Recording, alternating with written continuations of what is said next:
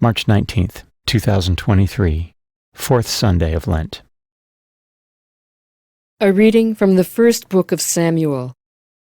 The Lord said to Samuel, "Fill your horn with oil and be on your way.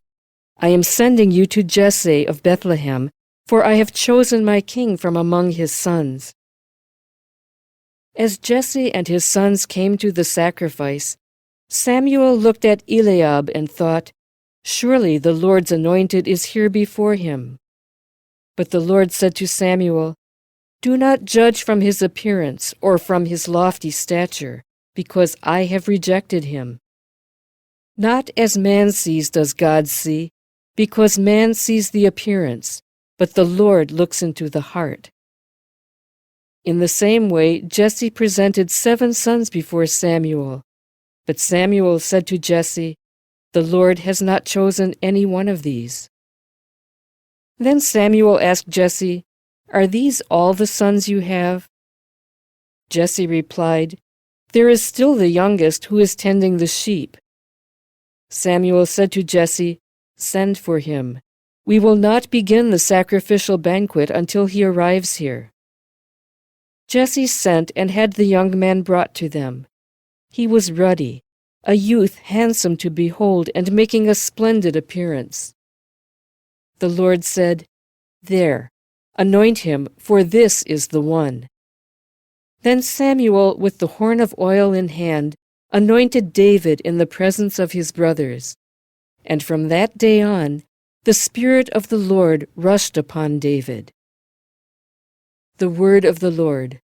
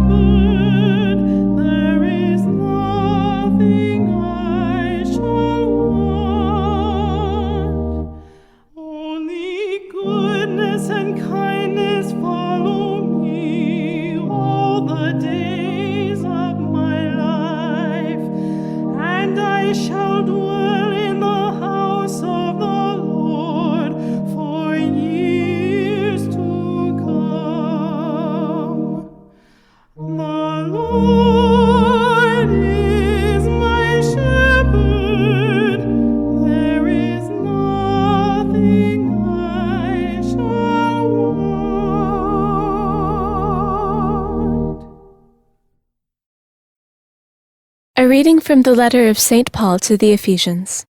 Brothers and sisters, you were once darkness, but now you are light in the Lord. Live as children of light, for light produces every kind of goodness and righteousness and truth. Try to learn what is pleasing to the Lord. Take no part in the fruitless works of darkness. Rather, expose them, for it is shameful even to mention the things done by them in secret. But everything exposed by the light becomes visible, for everything that becomes visible is light. Therefore it says, "Awake, O sleeper, and arise from the dead, and Christ will give you light." The word of the Lord. A reading from the Holy Gospel according to John. As Jesus passed by, he saw a man blind from birth. His disciples asked him, "Rabbi, who sinned, this man or his parents, that he was born blind?" Jesus answered, "Neither he nor his parents sinned. It is so that the works of God might be made visible through him. We have to do the works of the one who sent me while it is day. Night is coming when no one can work. While I am in the world, I am the light of the world." When he had said this, he spat on the ground and made clay with the saliva, and smeared the clay on his eyes, and said to him, "Go wash in the pool of Siloam," which means sent. So he went and washed, and came back able to see. His neighbors and those who had seen him earlier as a beggar said, "Isn't this the one who used to sit and beg?" Some said it is, but others said, "No, he just looks like him." He said, "I am." So they said to him, "How were your eyes opened?" He replied, "The man called Jesus made clay and anointed my eyes and told me, 'Go to Siloam and wash.' So I went there and washed and was able to see." And they said to him, "Where is he?" He said, "I don't know." They brought the one who was once blind to the Pharisees. Now Jesus had made clay and opened his eyes on a Sabbath. So then the Pharisees also asked him how he was able to see. He said to them, "He put clay on my eyes, and I washed, and now I can see." So some of the Pharisees said, "This man is not from God, because he does not keep the Sabbath." But others said, "How can a sinful man do such signs?" And there was a division among them. So they said to the blind man again, "What do you have to say about him, since he opened your eyes?" He said, "He is a prophet." Now the Jews did not believe that he had been blind and gained his sight until they summoned the parents of the one who had gained his sight. They asked them, "Is this your son, who you say was born blind? How does he now see?" His parents answered and said, "We know that this is our son and that he was born blind. We do not know how he sees now, nor do we know who opened his eyes. Ask him, he is of age. He can speak for himself." His parents said this because they were afraid of the Jews, for the Jews had already agreed that if anyone acknowledged him as the Christ, he would be expelled from the synagogue. For this reason his parents said, "He is of age, question him." So a second time they called the man who had been blind and said to him, "Give God the praise, we know that this man is a sinner." He replied, "If he is a sinner, I do not know. One thing I do know is that I was blind and now I see." So they said to him, "What did he do to you? How did he open your eyes?" He answered them, "I told you already and you did not listen.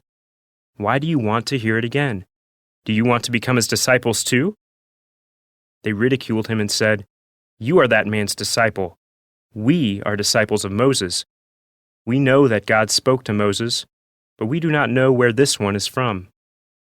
The man answered and said to them, "This is what is so amazing, that you do not know where he is from, yet he opened my eyes. We know that God does not listen to sinners, but if one is devout and does his will, he listens to him. It is unheard of that anyone ever opened the eyes of a person born blind. If this man were not from God, he would not be able to do anything." They answered and said to him, "You were born totally in sin, and are you trying to teach us?" Then they threw him out. When Jesus heard that they had thrown him out, he found him and said, "Do you believe in the Son of Man?" He answered and said, "Who is he, sir, that I may believe in him?" Jesus said to him, "You have seen him. The one speaking with you is he." He said, "I do believe, Lord," and he worshipped him. Then Jesus said, "I came into this world for judgment, so that those who do not see might see, and those who do see might become blind." Some of the Pharisees who were with him heard this and said to him, "Surely we are not also blind, are we?" Jesus said to them, "If you were blind, you would have no sin. But now you are saying, 'We see,' so your sin remains." The Gospel of the Lord.